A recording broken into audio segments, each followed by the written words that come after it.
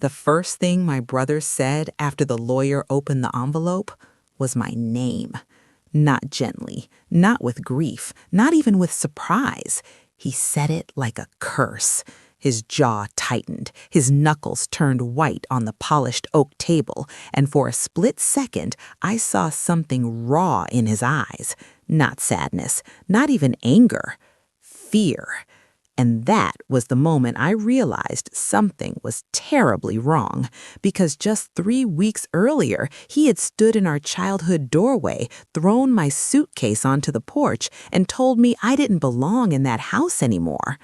That house, the one our parents built, the one where we grew up together, the one where I believed blood meant loyalty. And now, sitting in that lawyer's office, staring at his pale face while the will trembled in the attorney's hands, I understood why he had been so desperate to get rid of me, because he thought I would never come back to hear what our parents had left behind. And when the lawyer cleared his throat and began to read the next line, my brother whispered under his breath, "This isn't possible." Welcome to my YouTube channel. This is my story of betrayal, and if you've ever trusted the wrong person, hit that subscribe button because you are not alone. Here is how it happened. I was reading comments on my YouTube videos the other day, and I realized I wasn't the only one who had experienced something like this. So many people wrote about siblings turning into strangers after money, inheritance, or tragedy entered the picture. But at the time, I still believed my family was different. I believed my brother was different. I was wrong. Everything started the night our parents died. It was raining, the kind of cold, steady rain that feels like the sky itself is grieving. I remember sitting in the hospital hallway under flickering fluorescent lights, staring at the floor tiles, because looking at anything else made it feel too real. My brother Daniel paced back and forth nonstop, running his hands through his hair, muttering under his breath. He never cried. He never cried. When the doctor finally came out, his expression already told us what we didn't want to hear. They're gone. 2 words. That was all it took for our world to collapse. I broke down instantly, sobbing, shaking, unable to breathe. Daniel didn't comfort me. He just stood there, frozen, staring ahead like a statue carved from stone. Later, I would realize that moment was the beginning of everything changing. At the funeral, relatives surrounded us, offering hugs and whispered condolences. People kept telling us we had each other now. You're all the family you've got left. I clung to that idea. Daniel didn't. Within days, he became someone I barely recognized. He handled all the paperwork without involving me. He stopped eating with me. He stayed locked in our parents' bedroom late into the night, going through documents, files, drawers, things he never allowed me to see. At first, I thought it was grief. But then, small things started happening. Bills stopped being shared. He changed the Wi-Fi password. He took my name off the utility accounts. When I asked him about it, he would snap, "Don't worry about it." But I did worry, because it didn't feel like grief. It felt like preparation. The confrontation came exactly 2 weeks after the funeral. I walked into the living room to find Daniel sitting at the dining table with a stack of papers. His face was cold, expressionless. He didn't even look up when he spoke. "You need to move out." I thought I misheard him. "What?" He slid a document across the table. "The house is in my name now." I stared at the paper, heart pounding. It was some kind of legal ownership document, official-looking, stamped, intimidating. "That's not possible," I whispered. "Mom and Dad always said it would belong to both of us." Daniel finally looked at me, and there was no warmth in his eyes. They changed their minds before they died. The words hit me like a slap. I felt the ground shift beneath me. "You're lying," I said. His jaw tightened. "I'm giving you 1 week." 1 week to leave the only home I had ever known.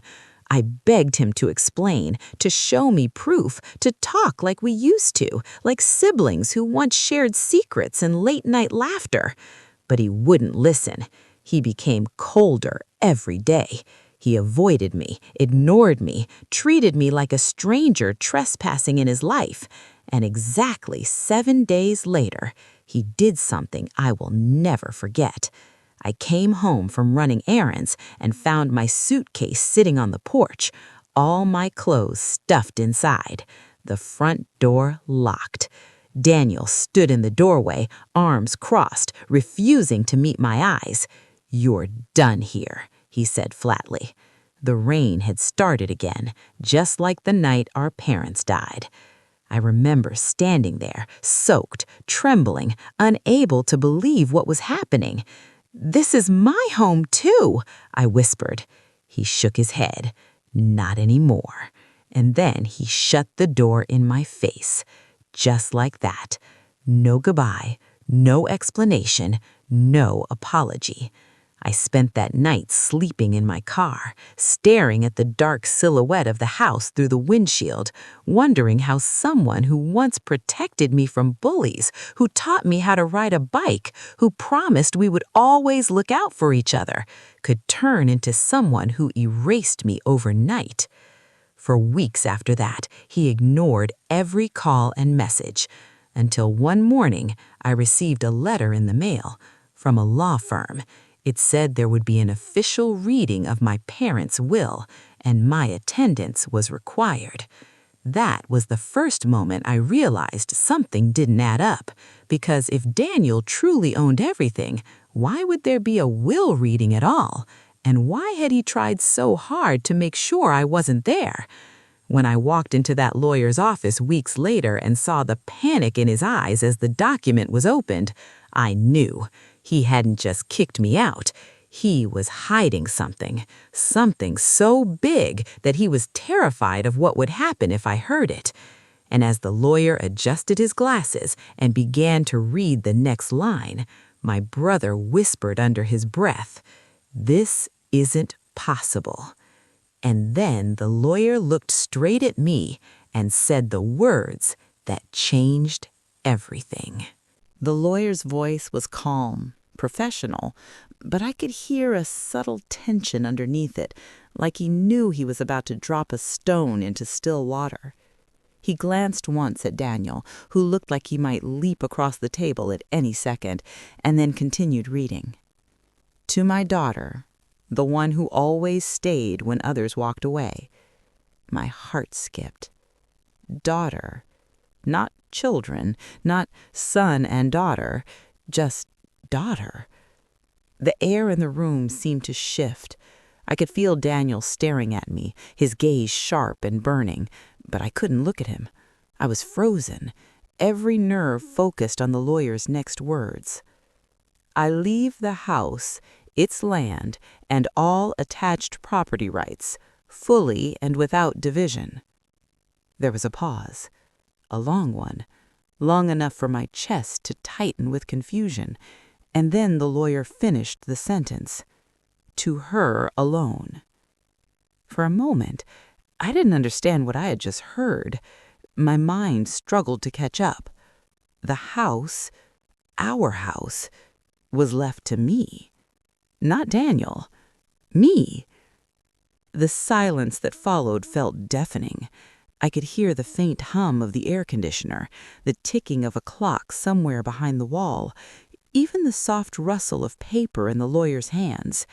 And then, "No!"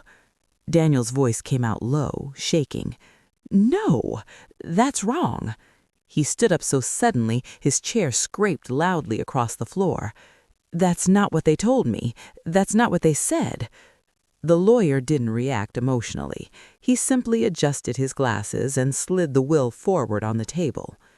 "This document was signed and notarized 2 months before their passing," he said calmly. "It is legally binding." Daniel's breathing grew heavier. I could see sweat forming along his hairline. "But I handled everything," he insisted. I handled all their paperwork. I saw the ownership transfer documents." The lawyer nodded slightly. "Yes," he said, "you did." That answer seemed to confuse Daniel even more. "What does that mean?" he snapped.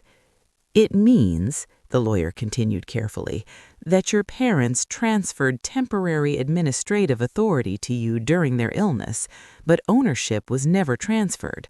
The property remained legally in their names until this will took effect." I felt like I was floating. Everything Daniel had told me, everything he used to force me out, was unraveling in seconds. "But he showed me documents," I whispered. The lawyer turned to me gently. "He showed you documents granting him control over management, not ownership. There's a difference." The realization hit me like cold water. Daniel hadn't misunderstood. He knew. He knew the house wasn't his. He knew the will would eventually reveal that. And he still threw me out. My stomach twisted. "Why?" I whispered, barely able to form the word. For the first time since we entered that office, Daniel looked at me directly, and I saw something in his expression I had never seen before. Not just anger, not just fear, desperation, because he knew he was losing control. "You don't understand," he said rough. "You never understood anything." The lawyer cleared his throat softly, trying to maintain order. "There is more," he said, tapping the page. Daniel's head snapped toward him. "No," he said sharply, "that's enough." But the lawyer continued anyway. "To my son, I leave the remainder of financial assets, investments, and savings accounts. However," the word hung in the air. "However," Daniel grinned still. "However," the lawyer repeated, "these funds are to be released only under one condition." My pulse quickened, because suddenly I knew this wasn't just about the house. There was something else, something Daniel had been terrified of. The lawyer read the final line: "That my son and daughter remain in contact and maintain a cooperative relationship. If my son attempts to sever ties or acts against his sister's well-being, his inheritance will be forfeited and transferred entirely to her." The room went completely silent. It felt like time itself had stopped. I slowly turned to look at Daniel. His face had gone pale. Not angry pale, not shocked pale, but the kind of pale that comes when someone's worst secret has just been dragged into the light. "You," my voice trembled, "you knew." He didn't answer. He didn't deny it. And that silence told me everything. "You knew," I repeated louder this time. "You knew you had to stay in contact with me. You knew you couldn't hurt me or you'd lose everything." His jaw tightened. "You don't know what you're talking about." The lawyer spoke quietly. "The terms are very clear." Daniel's hands curled into fists. "So what? You expect us to live together forever? To pretend everything's fine?" "No," the lawyer replied calmly. "Only that you maintain a civil, cooperative relationship. Any attempt to harm her rights or force her out would legally void your inheritance." I felt like the air had been knocked from my lungs. He hadn't just kicked me out because of grief. He hadn't been confused about the paperwork. He had tried to remove me from his life before the will could be read, before I could enforce those conditions. He thought if I disappeared, he could claim everything uncontested. And suddenly every cold look, every slammed door, every lie made sense. "You tried to erase me," I whispered. Daniel's eyes flickered with something dangerous. "You think this is simple?" he said quietly. "You think they were fair?" My chest tightened. "What do you mean?" He laughed, a bitter, hollow sound. "They always chose you. They always protected you. They always trusted you more." "That's not true," I said. "It is," he snapped. "You were the good one, the one who stayed home, the one who didn't make mistakes." His voice dropped. "They never forgave mine." I stared at him stunned, because this wasn't about money. It wasn't just about the house. It was about years of resentment that had been quietly growing beneath the surface, years I had never even noticed. "You could have talked to me," I said softly. He shook his head. "It wouldn't have changed anything." The lawyer quietly gathered the papers. "For now, the legal situation is straightforward. The house belongs to you. The financial assets remain in trust until both parties comply with the will's conditions." He paused. "I suggest you both consider carefully how you move forward." Daniel didn't say another word. He just grabbed his jacket and walked toward the door. But before leaving, he stopped, and without turning around, he said something that made my stomach drop. "You think this is over," he said quietly. "You have no idea what they left out of that will." The door slammed behind him, and in that moment, I realized this wasn't the end of the betrayal. It was only the beginning, because whatever secret he was talking about, it was big enough to terrify him. And now, it was coming for me too. The echo of the slammed door lingered in the lawyer's office long after Daniel left. For a moment, I just sat there, staring at the empty space where he had been, trying to steady my breathing. My hands were trembling so badly, I had to press them flat against the table. "You have no idea what they left out of that will." His words replayed in my mind over and over. "What did he mean?" I finally whispered. The lawyer, Mr. Hargrove, studied me carefully before answering. His expression had softened, no longer strictly professional, but quietly concerned. "There are sometimes personal matters," he said slowly, choosing his words, "that families handle privately rather than through legal documents." My chest tightened. "Are you saying there's something else? Something not written here?" He hesitated for a moment, and that hesitation alone told me more than any words could. "Yes," he said at last. The single syllable felt heavy in the air. "But it's not something I was authorized to discuss directly," he added. "Your parents left instructions that certain personal items were to be given to you after the reading." He reached into a leather briefcase beside his chair and pulled out a small, sealed envelope. My name was written across it in my mother's handwriting. Seeing it felt like someone squeezing my heart. I hadn't seen her handwriting since before she died. It looked exactly the same, neat, careful, with a slight curve to each letter. I swallowed hard. "When was this written?" I asked quietly. "About 6 weeks before their passing," he replied. I took the envelope with shaking hands. For a moment, I just held it, because opening it meant facing something final, something they wanted me to know after they were gone, and something Daniel clearly knew about and feared. "Would you like some privacy?" Mr. Hargrove asked gently. I nodded. He stood, quietly stepped out of the room, and closed the door behind him. Now I was alone with the truth.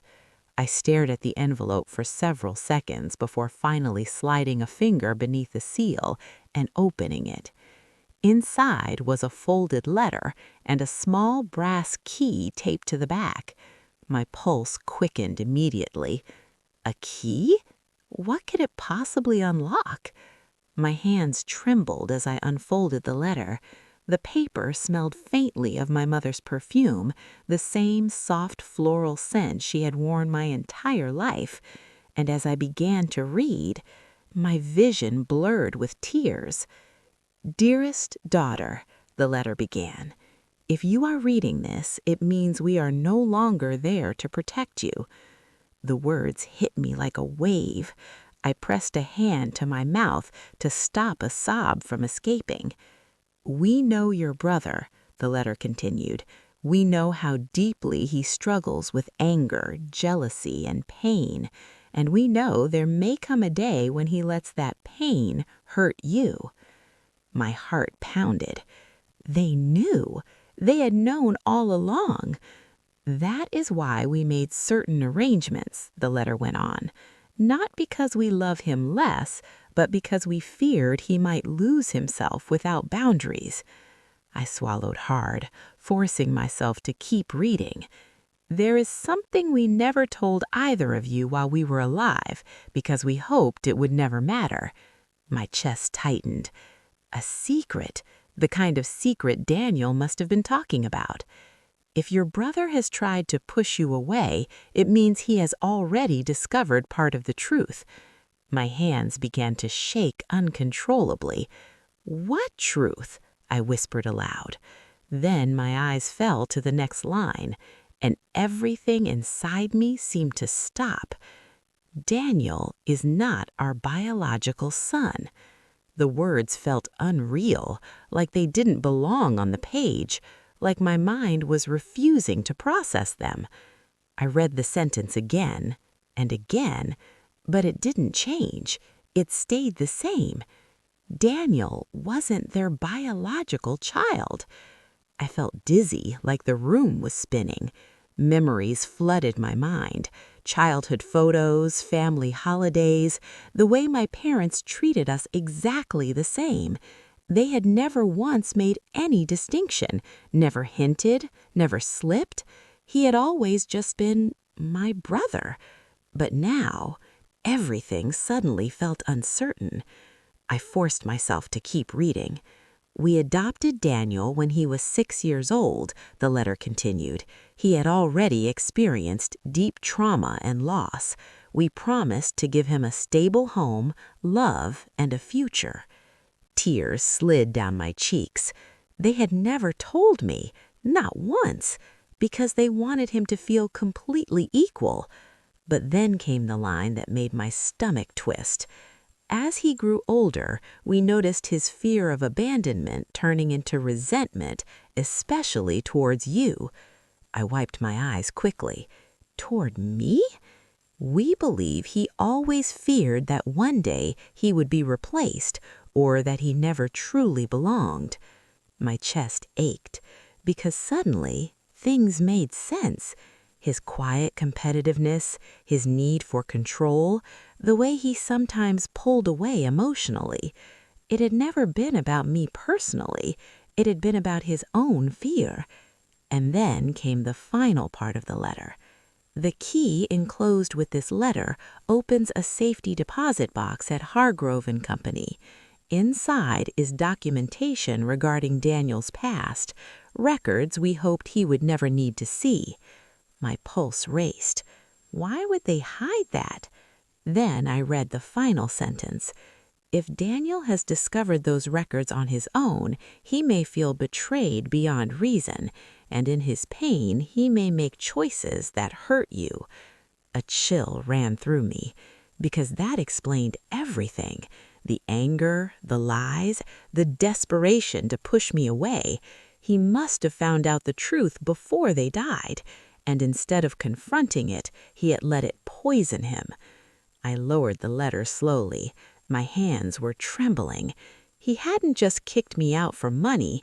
He had done it because he felt like an outsider in his own family, like he was losing the only place he ever truly belonged. And in his mind, I was the symbol of everything he could never be. I pressed the letter against my chest, trying to steady my breathing. Suddenly, everything felt more complicated, more painful, because beneath his cruelty, there was deep, buried hurt. But then I remembered something, his final words before leaving. You have no idea what they left out of that will. He already knew the secret, which means he also knew about the safety deposit box and the records inside. A terrible realization struck me. If those documents revealed something about his past, something dark enough to terrify him, then he wouldn't want me to see them at any cost. I stared at the small brass key in my palm. It felt heavier than it should, like it carried more than just metal weight, like it carried danger.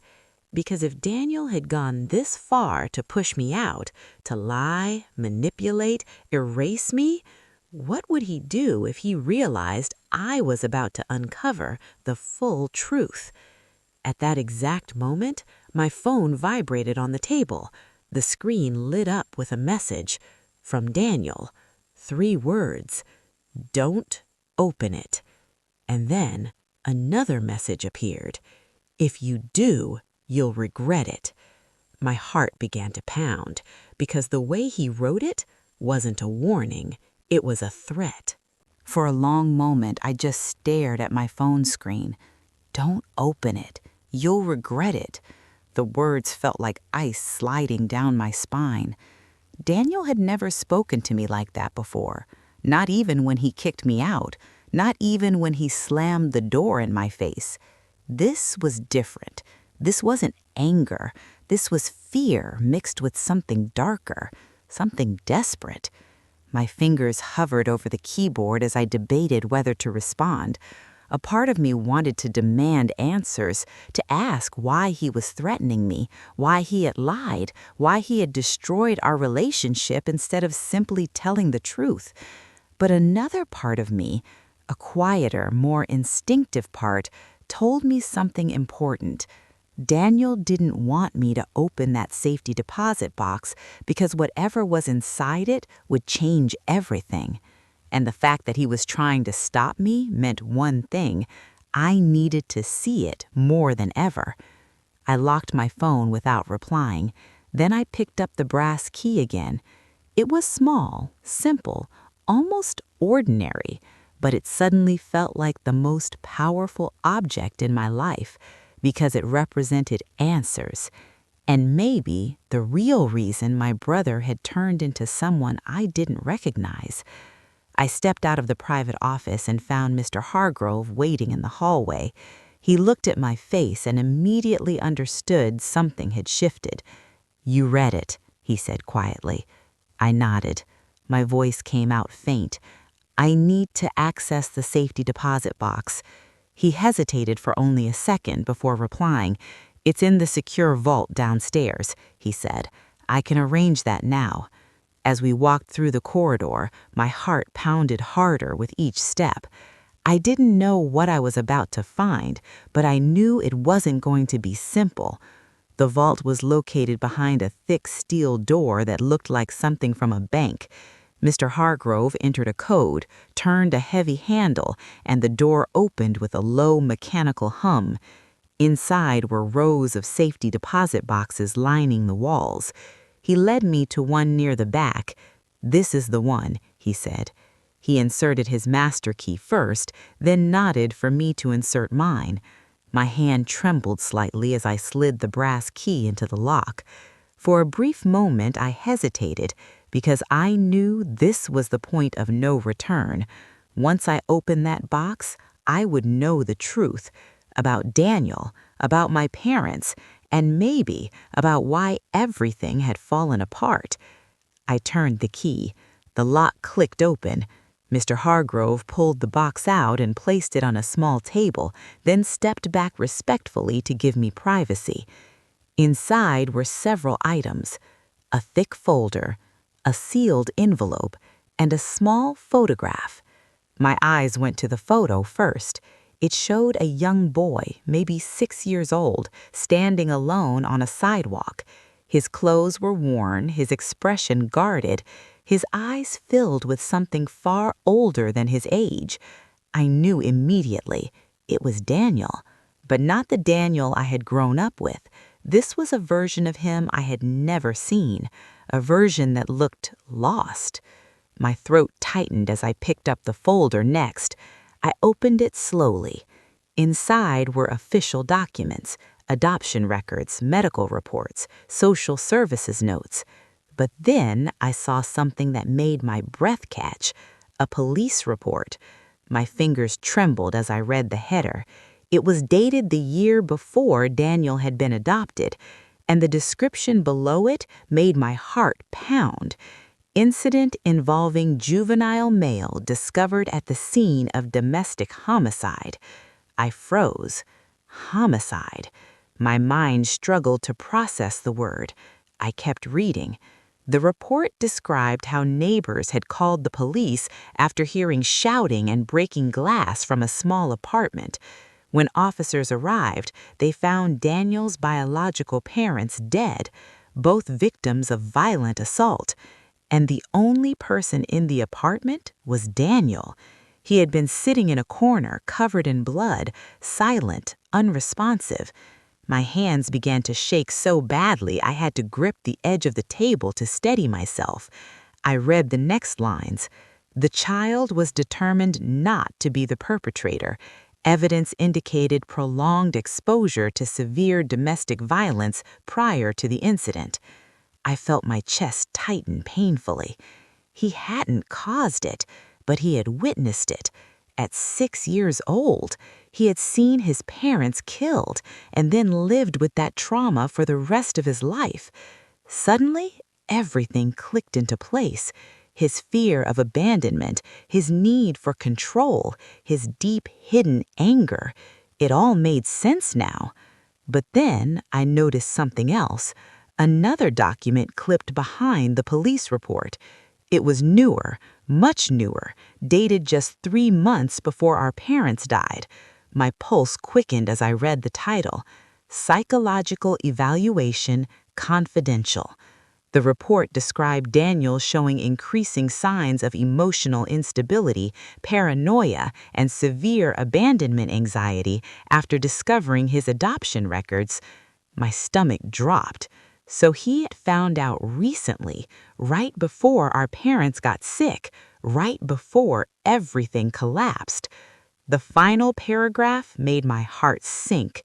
Subject demonstrate potential for extreme behavioral responses if perceiving betrayal or loss of attachment figures. I lowered the paper slowly. That explained why he reacted so violently, why he pushed me away, why he tried to isolate himself from the one person he subconsciously feared losing. But then I saw something else. At the very bottom of the folder, another envelope, sealed and labeled in my father's handwriting. Only open if Daniel becomes a danger. A cold chill ran through me. Danger. My hands trembled as I stared at the envelope, because this wasn't just about understanding him anymore.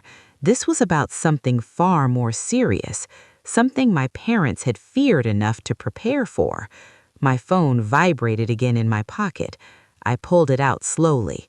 Another message from Daniel, this time longer. You think reading those papers makes you understand me. You don't. You never will.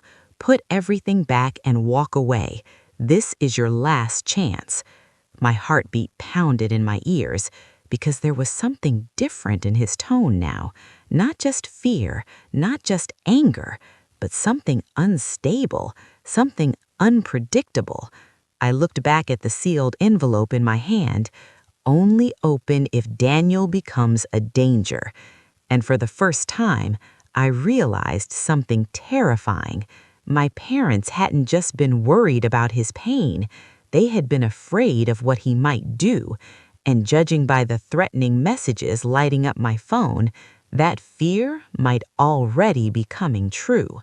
I sat there, staring at the envelope labeled, Only open if Daniel becomes a danger, my hands trembling so badly I could barely hold it. The vault around me felt suddenly too small, too suffocating. Every shadow in the room seemed sharper, every sound louder. Even the quiet hum of the fluorescent lights overhead felt like a warning. Mr. Hargrove cleared his throat softly, breaking my trance. "Are you ready?" he asked gently. I shook my head. I don't know, I just... My phone buzzed again. Another message from Daniel. "Stop. This is bigger than you can handle. If you open it, don't say I didn't warn you." His words had a weight I couldn't ignore, and yet the urge to open it was stronger than my fear. I knew the truth in that envelope could finally explain everything. all the pain, the anger, the betrayal, and the fear that had taken root between us. I took a deep breath and slowly broke the seal. Inside was another folder, thick, labeled confidential for emergency only. My heart pounded in my chest as I opened it. The first page was a handwritten note from my father.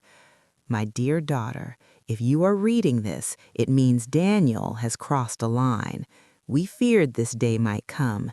Inside this folder, you will find documentation and guidance.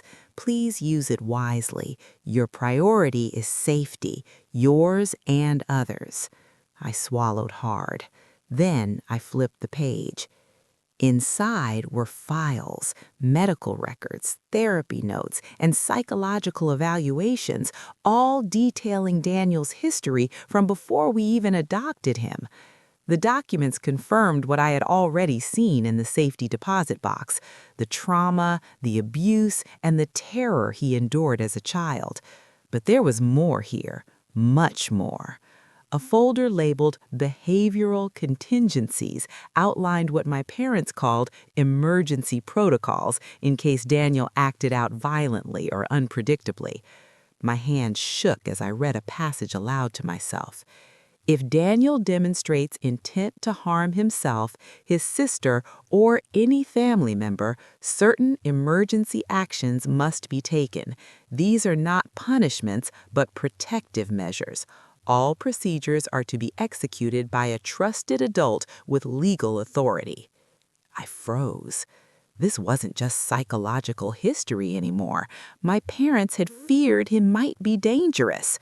My chest tightened. Panic bubbled up in my throat.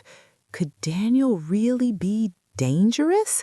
Was this why he had tried so hard to isolate me, to push me out of the house before the will was read? I flipped through more pages. There were letters from therapists, caseworkers, and even police reports during incidents during his adolescence, episodes of intense rage, threats, and paranoia. My stomach churned. This was the side of Daniel that no one ever saw, the side he had buried beneath charm, manipulation, and fear. And then I found something that made my blood run cold. A set of recent emails between Daniel and an unknown contact. They were vague, but the tone was urgent. They suggested he was planning something, controlling situations, setting up barriers, isolating me from people who might help. I realized with a sickening clarity, this wasn't just about money anymore. This wasn't just resentment. Daniel was spiraling, and I was in the center of it. My phone buzzed again. This time, it wasn't a message. It was a call. The caller ID showed Daniel. I froze. My hands hovered over the screen. Every instinct screamed at me to let it go to voicemail. But part of me needed answers, needed to hear him say the words aloud. I pressed accept. "Why are you doing this?" I asked, my voice barely a whisper. There was silence on the other end for several seconds. Then his voice came, low, controlled, but trembling with rage. "You shouldn't have opened that box. You shouldn't have read their letters. You have no idea what you've started." "What do you mean?" I asked. My hand shook, gripping the folder tightly. "Everything they hid, everything they protected me from, you just pulled it all into the light. You're not safe. I'm not safe. None of us are." His words sent a shiver down my spine. I could hear the storm outside through the faint sound of rain against his window. It was the same weather as the night our parents died. I took a deep breath and slowly accepted the call. "Daniel, you don't have to do this. I don't want to fight you. We can figure this out, together." "Together?" He laughed bitterly. "Do you have any idea what it's like to grow up thinking you're nothing, to be told you don't belong, even by the people who should love you, to always feel like a mistake?" My heart clenched. Every cruel act, every slammed door, every bitter word, I had thought it was greed. But now I realized it was fear. Fear mixed with years of trauma and unresolved anger. "You're not a mistake, Daniel. You're my brother. You've always been my brother. Nothing can change that." There was silence on the line, then a whisper. "I don't know if I can trust that anymore." "I'm not asking you to trust them. I'm asking you to trust me." Another long pause. Then he said quietly, almost brokenly, "Why did they leave you the house? Why not me?" I swallowed hard. "Because they knew, Daniel. They knew you were hurting. They wanted to make sure you had help before things got worse. They weren't punishing you. They were protecting us both."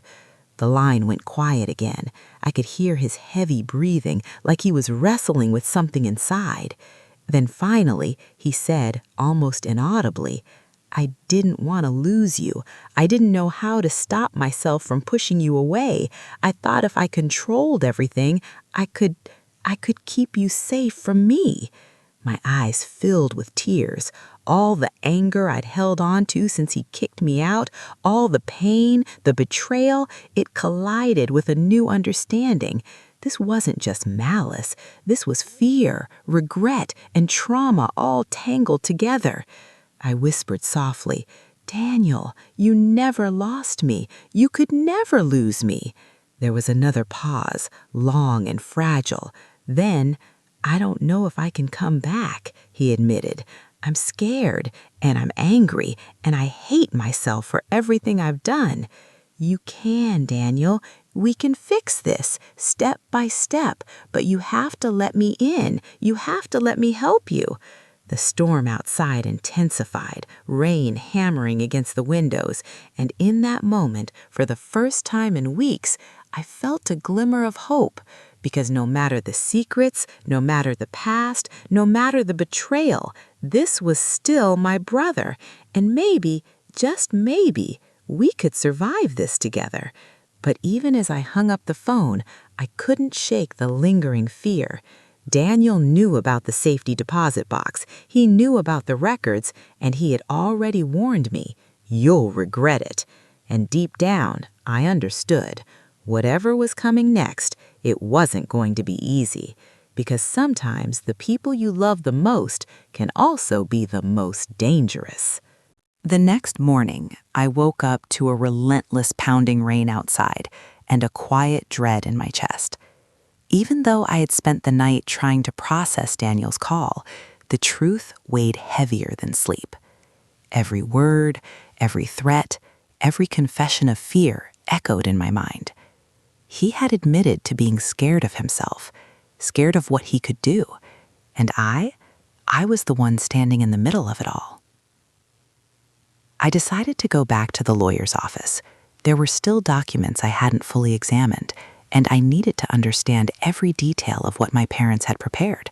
I needed to anticipate Daniel's next move before it spiraled out of control. Mr. Hargrove greeted me quietly, his expression more serious than usual. "I was expecting you," he said. "Daniel called here last night. He wanted to speak with me." My heart tightened. "What did he say?" "He asked if you had opened the safety deposit box," Mr. Hargrove replied. "He sounded anxious, desperate even. He wanted reassurance that you wouldn't take certain documents out or act recklessly." I swallowed hard. "He's terrified of something." "Yes," Mr. Hargrove said, "and he may act unpredictably. That's why we need a plan. I suggest we go over all the emergency protocols your parents left behind. They were designed for a reason, to protect both of you." I nodded, feeling the weight of responsibility settle on my shoulders. I was no longer just a sister trying to reclaim what was mine. I was now someone who had to prevent a disaster, someone who had to confront a brother broken by trauma, anger, and fear. We went back to the vault. I reviewed every file systematically: adoption records, therapy notes, medical evaluations, police reports, and the letters my parents had written. It was all meticulously organized, like they had anticipated every possible scenario. And in some ways, I realized, they had left me the tools to fix what Daniel couldn't fix himself. By the time I left the vault, the rain had intensified into a storm. The streets glistened with water, the wind howled, and the sky was a heavy gray. I drove home slowly, my mind racing through every detail. I knew Daniel had discovered the truth about his past. I knew he had felt abandoned and betrayed. And I knew that fear was driving him toward actions he couldn't control. As I pulled into the driveway of my parents' house, I saw movement near the porch. My heart lurched. Was it him? My hands tightened around the steering wheel. It was Daniel. He was standing in the rain, soaked through, staring at the front door. His posture was tense, almost rigid. For a moment, we just looked at each other. Neither of us spoke. The air between us was heavy, charged with every unresolved word, every slam of the door, every secret left unspoken. Finally, he broke the silence. "You opened it," he said flatly. I nodded. I had to. "You don't understand," he said, his voice rising. "Do you know what I've carried all these years? Do you know what it feels like to see the people you love die? To realize the people who were supposed to protect you were protecting someone else? You have no idea." "I think I do," I said softly. "I've read everything. I understand the trauma, the fear, the anger, but you don't have to carry it alone anymore. You don't have to push me away." He laughed bitterly. "Alone? You think I can just be okay? You think a few letters, a safety deposit box, and a few documents fix decades of fear? You have no idea what it's like to feel like the world is out to get you." "I know it's not easy," I said. "I know it's scary, but we can face it together. Let me help you. Let me be here, not as a threat, but as someone who cares." For a moment, he said nothing. I could see his fists unclench slightly. His shoulders relaxed just a fraction. The storm around us seemed to mirror the storm inside him. Violent, uncontrollable, and yet there was a glimmer of calm starting to form. Then he stepped closer, the rain dripping from his hair and clothes. "You have no idea how close I came to losing myself," he whispered. "I almost did things I can't take back." My throat tightened. "You can still come back. It's not too late. You don't have to be your worst fears. You can choose something better." For the first time in weeks, I saw his eyes soften. The rigid, angry mask he had worn began to crack. And yet, I could still sense the storm inside him, the danger that lingered just beneath the surface. Suddenly, his voice dropped to a near whisper. "If anyone finds out about the safety deposit box, if anyone sees those documents, it'll ruin everything. I can't risk it." "I'm not going to let anyone use it against you," I said. "I promise. But hiding it won't make the fear go away. You have to face it, and I'll face it with you." We stood there for a long moment, drenched in rain, staring at each other. I could see the years of fear, resentment, and isolation etched into his face, and I realized this confrontation, this moment, could either be the beginning of something new, or it could shatter everything between us forever. Finally, Daniel spoke, his voice low and shaky. "I don't know if I can do this," he admitted. "I don't know if I can face all of it." "You can," I said, "because you're not alone. You never were. And you won't be now. Not as long as I'm here." He hesitated, and then, slowly, he extended a hand. Tentatively, hesitantly. I took it. The rain soaked through both of us. The wind whipped around us, and the house we had fought over and hated and feared became the stage for a fragile, tentative truce. But even as I held his hand, I knew the danger wasn't over. The records, the past, the secrets, they were still there. And if Daniel ever felt cornered again, if fear overtook him, it could all erupt in ways neither of us were prepared for. We walked inside together, the storm still raging outside, and for the first time in what felt like forever, I allowed myself to hope. Because sometimes, the people you love the most can also be the most broken. And sometimes, love, patience, and truth are the only things strong enough to pull them back. The storm had not relented. Rain pounded against the windows like a relentless drumbeat, echoing the chaos that still lingered inside the house and inside Daniel. The tension between us was almost tangible, the air thick with the weight of unspoken fears, lingering resentment, and raw vulnerability. We had taken the first tentative steps toward understanding, but I knew deep down that we were only at the precipice. The real test was yet to come. I sat at the kitchen table, the safety deposit folder open in front of me, trying to organize the documents, letters, and notes my parents had left behind. Every page I turned felt heavier than the last, not just with information, but with the responsibility that came with it. I realized that knowledge could either save us or destroy us, depending on how Daniel reacted. He was in the living room, pacing like a caged animal. I could hear the rhythm of his footsteps over the storm, the uneven cadence echoing his inner turmoil. Every so often, he muttered to himself, fragmented sentences, half-thoughts, words laced with panic and regret. Finally, he stopped and turned toward me. His face was pale, eyes darkened with sleepless nights and unresolved trauma. I can't trust myself, he admitted. I feel like the person I was when I was 6 is still inside me, waiting to explode. I swallowed hard. Daniel, listen to me. That child is part of your past, not your present. You're not helpless. You're not that scared little boy anymore. You have me, and you have a chance to choose something different, something better. His laugh was bitter, hollow. Do you think a few letters and documents can erase decades of fear, pain, and betrayal? Do you think your parents' little plans can undo what I've carried all my life? I don't know if it can erase everything, I said softly, but it can help us face it, together. For a moment, he said nothing. Then he made a sudden movement, darting toward the door. My heart stopped. Daniel, wait, I shouted, leaping to my feet. He paused, hands on the doorknob, eyes wild. I can't stay here, he whispered. Not like this. Not after what I've learned. I can't risk losing control. I took a step toward him. You won't lose control. I won't let that happen. We'll face it together, I promise. His hands trembled. I could see the conflict raging inside him. Fear battling with trust, anger battling with love, trauma battling with reason. And then he did something unexpected. He slumped against the door, sliding down to sit on the floor. The storm outside mirrored the storm inside him, raging and uncontrolled. I'm scared, he admitted, his voice barely audible over the rain. I'm scared that one day I'll do something unforgivable. I'm scared that I can't stop myself. I knelt beside him, placing a hand on his shoulder. Daniel, listen to me. You're not alone. That fear doesn't have to control you. It never has, and it won't, not as long as we face it together. He looked up at me, eyes glistening with unshed tears.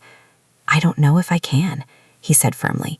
Yes, you can, I said firmly, and I'll help you. I'll never leave you, no matter what. The room was silent for a long moment, save for the rain hammering against the windows.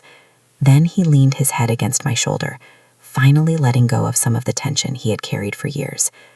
I felt the tremors of his body slowly subside, his breathing evening out. But even as relief began to settle in, a cold, sharp realization cut through me. The safety deposit folder records, Daniel knew about them. He had warned me. And if he panicked again, if the trauma consumed him, all of this, the progress, the fragile trust, could unravel in an instant. I glanced at the folder on the table. Documents detailing his past, his fears, and the emergency protocols my parents had devised. All of it was a double-edged sword. It could heal, but it could also hurt if mishandled. And now, more than ever, I had to be strategic. Daniel, I said softly, I need you to trust me completely for the next few hours. Can you do that?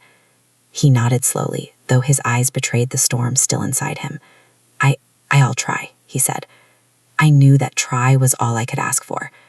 We spent the next few hours going through every document carefully, piece by piece.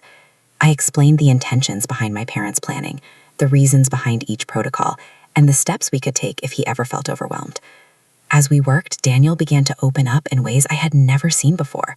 He spoke about the terror of his early childhood, the guilt he carried for surviving, the paranoia that had plagued him since discovering his adoption records. And with every word, I listened, never judging, never interrupting, just absorbing and offering reassurance. But then, as evening fell, the tension ratcheted up once more. Daniel suddenly froze, his eyes wide. He grabbed the folder, flipping through it frantically. They knew, he whispered, voice shaking. They knew I'd find out eventually.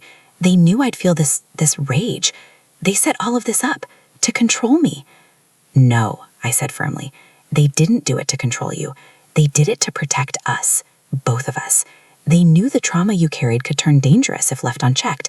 That's why they planned every detail carefully. Not to punish you, not to manipulate you, but to keep you safe. He shook his head violently. I can't accept that. I feel trapped. I feel like a prisoner in my own life.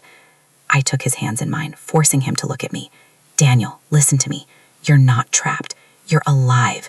You survived everything they tried to protect you from. You're not defined by your past, and you're not defined by their plans. You're defined by what you do next. Right here, right now, you can choose something different. He trembled, tears streaming down his face.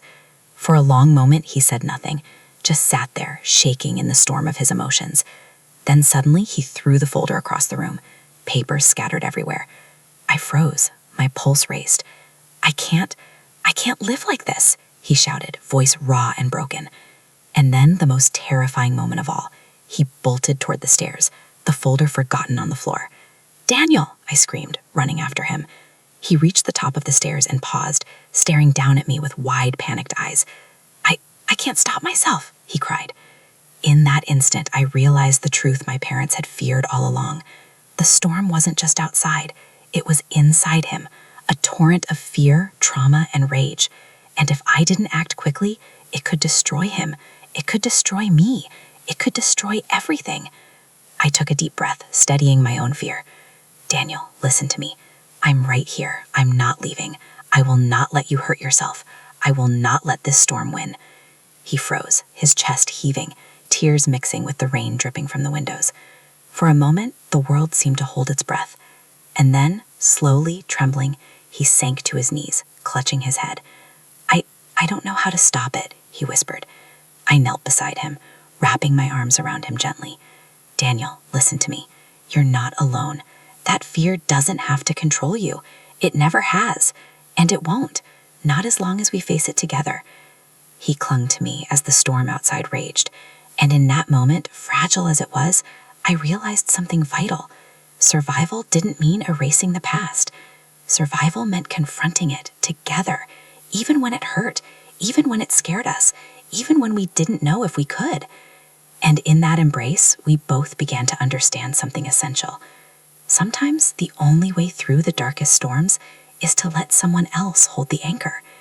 But even as relief began to settle, I knew this was just the climax. The path ahead was still treacherous, and the secrets, the trauma, and the danger were far from over. The storm finally began to fade. The rain softened to a gentle drizzle, the wind quieted, and the oppressive darkness outside lifted just enough to let in a dim, gray light. Inside the house, the storm of the past weeks was far from over, but a fragile calm had settled between us. Daniel still sat on the floor, drenched and shivering, but his hands were no longer clenched, and his chest rose and fell with steadier breaths. For the first time in weeks, I allowed myself to exhale. Not completely, not yet, but just enough to feel the weight of constant fear lift slightly. We sat there together for a long while, letting the silence speak. Neither of us spoke at first, not because there was nothing to say, but because we were both overwhelmed by everything unsaid, the betrayals, the fear, the trauma, and the grief. Words would come later. Right now, the only thing that mattered was that we were both still here, alive, and facing the future together. Finally, Daniel broke the silence. His voice was low, trembling, almost like he was testing if it was real. I don't know how to fix this, how to undo the years of anger, the lies, the pushing you away. I reached out and placed a hand over his. You can't undo the past, Daniel. None of us can. But you can change what happens next. You can choose to face the truth, accept help, and rebuild. Step by step, one day at a time. And I'll be with you every step of the way. He looked at me, and for the first time in a long time, I saw the brother I had known as a child, the boy who once shared ice cream cones in the summer, who stayed up late telling me stories, who promised he'd always protect me. That boy had never really gone. He had just been buried beneath years of trauma, fear, and misunderstanding. I don't know if I can be that person anymore, he admitted quietly. I don't know if I can be good. You can, I said firmly. Because being good doesn't mean never making mistakes. It means trying. It means learning. It means acknowledging your fears and choosing to act despite them. That's what your parents wanted you to understand. That's what I want you to understand. You're stronger than you think, Daniel. and you're not alone anymore." For a long time, he said nothing, and then finally he nodded, just slightly, just enough to show he was willing to try. It wasn't a full resolution, not yet, but it was the first step toward healing.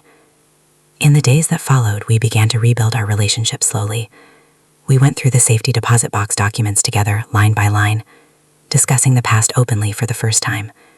Daniel shared memories of his early childhood, the fear, the loss, the terror, and I listened without judgment. I offered reassurance where I could, and shared my own grief where it mattered. Step by step, trust began to return. We also began to put the house back in order. Every corner, every room held memories of our childhood, both painful and beautiful. I realized that this house was not just a building.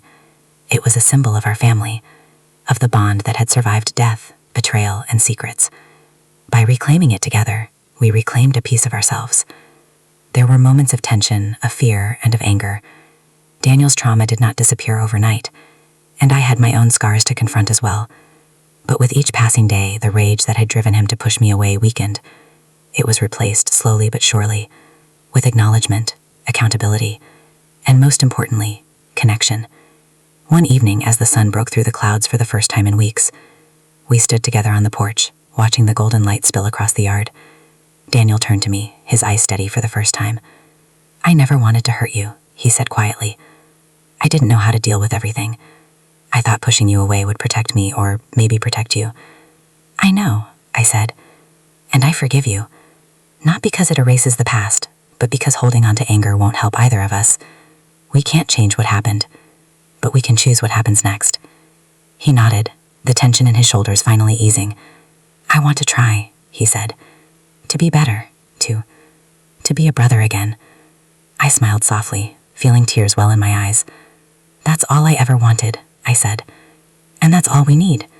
Step by step, day by day, we'll figure this out." Over the following weeks, we worked together not just to maintain the house, but to repair the bond that had been fractured for so long. Therapy sessions, shared meals, long talks into the night. They weren't easy, but they were honest. And in that honesty, we found a strength we had both been missing. I also realized something crucial. The will, the safety deposit box, the secrets. These were not just about inheritance. They were about preparation. My parents had known that life could test us, that trauma could drive wedges between people we loved. They had left us tools to survive, to navigate darkness, and to find each other again. And we did. By facing the truths, by confronting the fear, and by refusing to let the past define us, we rebuilt what had been broken. Daniel learned that he was not his worst moments, not his trauma, not the fear he had carried for decades. He was a man capable of love, accountability, and connection. And I learned that forgiveness is not weakness, it is power. That understanding someone's pain does not justify cruelty, but it can transform anger into empathy. That family is not defined by blood alone, but by the bonds we choose to nurture, protect, and fight for. The house no longer felt like a battleground. It became a sanctuary, a place where memories, both happy and painful, could coexist. A place where Daniel and I could continue to heal, together. One evening, as we sat on the porch watching the sunset, Daniel turned to me. "Thank you," he said simply. "For what?" I asked. "For staying," he replied. "For not giving up on me, even when I gave up on myself. For letting me face everything instead of running from it." I smiled softly, feeling a warmth in my chest I hadn't felt in months. "We're still here," I said softly. "And we always will be, no matter what comes next. Because even after betrayal, fear, and secrets, love can endure. Even after trauma and anger, family can survive. Even after darkness, the light can return, if we have the courage to face it, together." And as the last rays of sunlight fell across the yard, I knew, finally, that the nightmare was over. Not erased, not forgotten, but survived. We had survived. We had chosen each other. And in that choice, we found peace.